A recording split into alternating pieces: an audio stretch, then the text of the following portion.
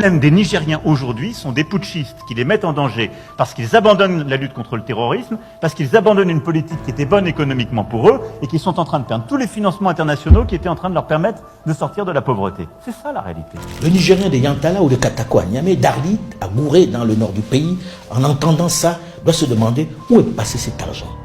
Il est où ce co-développement, cette richesse, cette pauvreté qui recule. Il doit se demander si l'on parle vraiment de son pays. La diplomatie se résume désormais à des opérations militaires. Dès qu'il y a une contrariété, on sort l'armée. Que non seulement aujourd'hui nous nous voyons évincés d'Afrique, mais nous perdons contact avec le Sud qui devient un élément dominant du jeu mondial. Nous avons choisi de nous occidentaliser depuis Nicolas Sarkozy, depuis 2007. Nous n'avons pas poursuivi dans la voie qu'avait initié Jacques Chirac, ou continué Jacques Chirac, de liens extrêmement forts avec le Sud dans le cadre d'une politique arabe, d'une politique africaine, d'une politique vis-à-vis de l'Amérique latine, d'une politique généreuse en matière de taxes financières.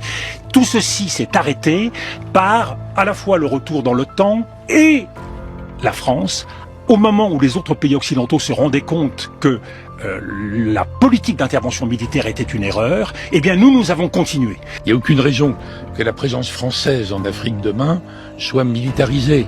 On ne peut pas être la seule puissance au monde qui n'aurait plus de politique en Afrique.